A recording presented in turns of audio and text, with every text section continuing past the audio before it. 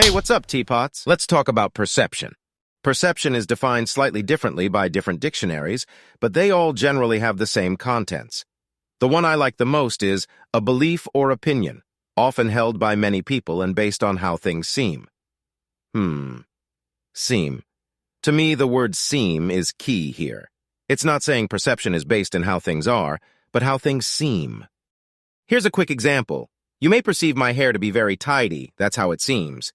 But if I make the background white, surprise, Fatha muckers, it sticks up at the back. It looks like a little helicopter propeller. It's embarrassing. So back to black we go. I think about perception a lot. Often we perceive things one way and later realize they're not that way at all. We got it wrong.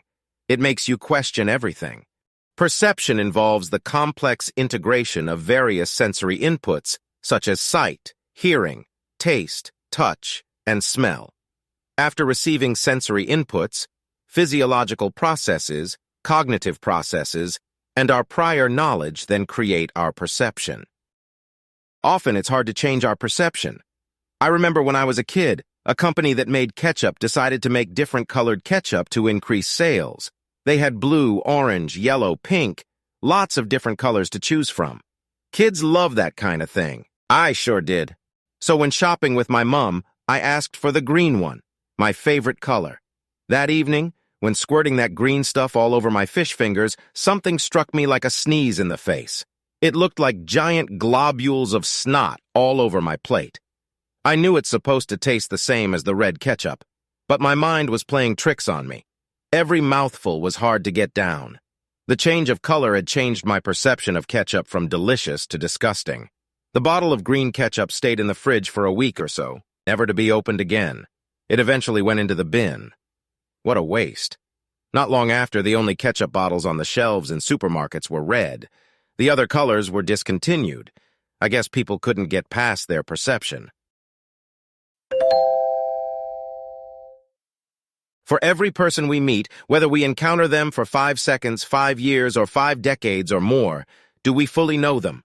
All we have is our perception of them, and our perception is based on interpreting our senses. So what they look like, smell like, how they act, and what they say and do all help us form our perception of them. But do we really know them? We don't know much about their inner world. We don't know their thoughts or their intentions. We might like to think we do, and sometimes we might be right. But we definitely can't know another person completely. And that's kind of sad, but also kind of interesting. Would you even want to know someone who doesn't have a little mystery? Also, even though we have a perception of someone, it may be completely wrong. This can happen depending on the type of person we are. Some people look for the best in others, and some people look for other people's flaws. But that probably says more about them than the person they're perceiving. Our perceptions can also be influenced by when and in what situations we see a person. For example, let's put ourselves in the mind of a dentist, and a usually powerful, confident businesswoman came in for a root canal. But while in the dentist chair, couldn't stop screaming and squirming to the point where the dentist had to abandon the procedure. The dentist may have the perception that she's a scaredy cat, irrational, or lacks self-control. However, from the perspective of her personal assistant, employees, friends, and family, she's disciplined, controlled, and logical. The dentist's perception of the businesswoman is limited to when she sat in the dentist's chair. Think about this the next time you see someone you only see at a certain time of day or situation. Maybe you see someone on your morning commute that always looks miserable and boring. Maybe they're not a morning person, and as soon as the coffee kicks in, they're wildly entertaining and can't stop smiling and telling people about their recent mountain adventure trip to Nepal where they tried heliskiing for the first time. We don't know. It's fun to wonder. Our past experiences also play a huge role in our perception of other people. For example, we may have been betrayed by someone in the past. Perhaps someone who you thought was your best friend in elementary school was secretly calling you a stinky doo-doo head behind your back.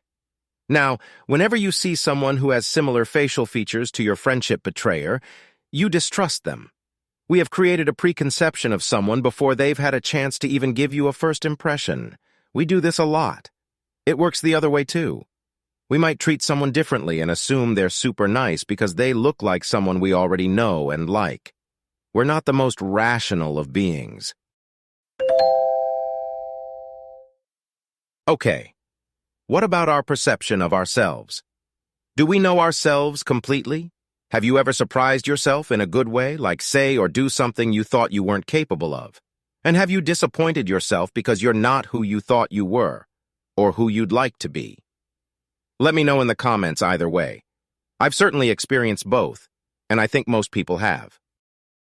It's strange to look in the mirror and be aware that the person staring back at you is you.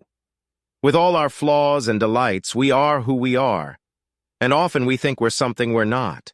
You can see it in the people around you.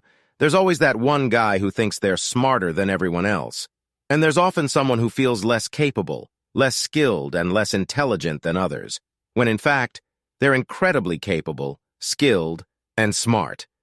They've just had a heavy dose of humble soup that maybe others haven't. I personally think one of the best ways to improve our perception of ourselves is to remember we are not static. We can grow, improve, and change. Let's imagine the person we want to be. Hopefully that person is someone who's kind, treats others with respect, and cultivates healthy relationships. And you didn't just shout out, "I want to be rich." You know who you are. Anyway, even if we're not even close to being that person yet, we can perceive ourselves as someone striving to become that person. I think that's a pretty healthy perception, don't you think? Certainly better than some false perception that sets us up for a fall or makes us feel like crud. Okay. When imagining the person you want to be, have you ever tested yourself? Have you ever put yourself in a situation that would require you to act in a way the person you want to be would act? Like say you want to perceive yourself as a patient person, maybe you could find your most annoying colleague, sit next to them and nod and smile while they talk about how awesome they are at martial arts and how much money they've made selling beauty products to their friends in their not a pyramid scheme side hustle. And how you could be rich too if you used your savings to buy some of these beauty products and then find 5 friends to sell them for you. If you keep nodding and smiling, you can give yourself a pat on the back and maybe put an extra sugar in your coffee. If you grunt and mumble the word moron under your breath as you walk away mid-sentence, you can consider yourself a work in progress. But at least you tried, and that's what counts.